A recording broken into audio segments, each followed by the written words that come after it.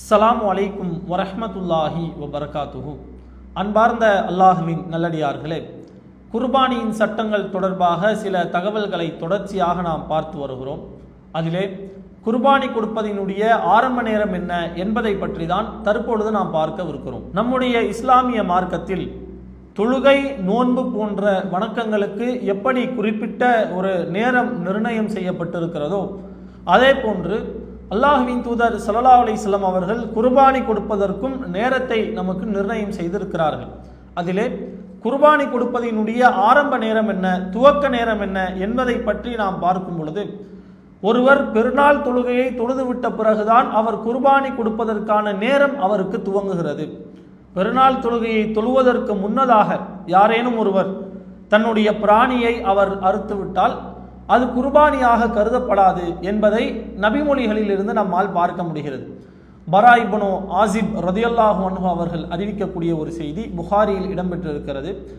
சமிஅத்து ரசூலுல்லாஹி ஸல்லல்லாஹு அலைஹி வஸல்லம் யஹ்துப், அல்லாஹ்வின் தூதர் ஸல்லல்லாஹு அலைஹி வஸல்லம் அவர்கள் உரை நிகழ்த்தும் பொழுது நான் செவியுற்றேன்.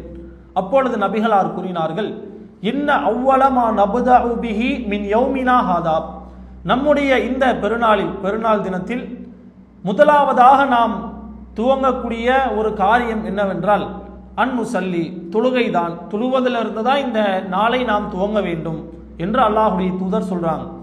சும்ம நர்ஜிஅ ஃபனன்ஹர், பிறகு நாம் வீடு திரும்பிய பின் நம்முடைய பிராணியை குர்பானி கொடுக்கலாம் அப்படின்னு அல்லாஹுடைய தூதர் சொல்லிவிட்டு, ஒமன் ஃபஅல ஹாதா, இந்த அடிப்படையில் யார் செய்வாரோ ஃபகத் அசாப சுன்னத்தனாம், அவர்தான் நம்முடைய வழிமுறையின் அடிப்படையில் குர்பானி கொடுத்தவர், நம்முடைய சுன்னத்தை அடைந்தவர் என்று அல்லாஹுடைய தூதர் சொல்றாங்க. முதல்ல தொழுகை, திடலிலே நபிவழியின் அடிப்படையில் தொழுகையை நிறைவேற்றிவிட்டு பிறகு வீடு திரும்பிய பின் அவர் என்ன செய்யணும், தன்னுடைய பிராணியை குர்பானி கொடுக்கணும்.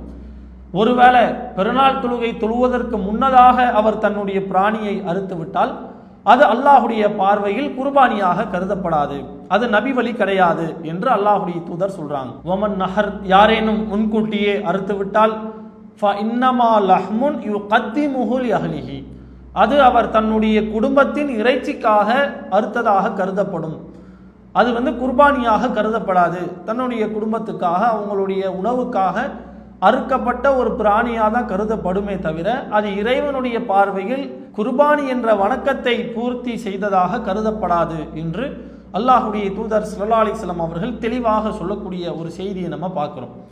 அப்போ ஒருத்தர் தெரியாமல் என்ன பண்ணிட்டாங்க, குர்பானியினுடைய அந்த நேரம் துவங்குவதற்கு முன்பாக, தொழுகையை முடிப்பதற்கு முன்பாகவே அவர் அறுத்து பலியிட்டு விட்டால், அவர் அந்த குர்பானியினுடைய நன்மையை பெற வேண்டும் என்று விரும்பினால் வேறு ஒரு பிராணியை தொழுகை தொழுதுவிட்ட பிறகு இறைவனுக்காக குர்பானி கொடுக்க வேண்டும். இதுதான் இறைவனுடைய பார்வையிலே குர்பானி கொடுத்ததாக கருதப்படும் என்பதை அந்த செய்தியின் தொடர்ச்சியில் நம்மளால் பார்க்க முடியுது. அல்லாஹுடைய தூதர்கிட்ட ஒரு சஹாபி கேட்குறாங்க, அல்லாஹுடைய தூதரே, நான் தொழுகைக்கு முன்னதாகவே என்னுடைய பிராணியை அறுத்து விட்டேன், என்னிடத்தில் வேறு ஒரு பிராணி இருக்கிறது, அதை நான் அல்லாஹுடைய பாதையில் குர்பானி கொடுக்கலாமா என்று கேட்கும் பொழுது அந்த சஹாபிக்கு அல்லாஹுடைய தூதர் அனுமதி கொடுக்கிறத நம்ம பார்க்குறோம்.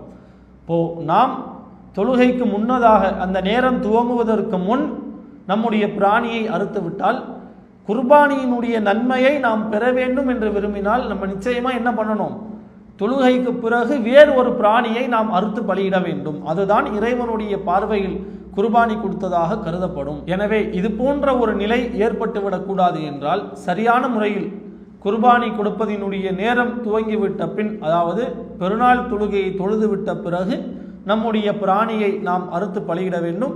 அது இறைவனால் ஏற்றுக்கொள்ளப்படக்கூடிய ஒரு குர்பானியாக அமைந்துவிடும் என்பதை நபிமொழிகளில் இருந்து நம்மால் அறிந்து கொள்ள முடிகிறது. அல்லாஹு அக்பர், அல்லாஹு அக்பர்.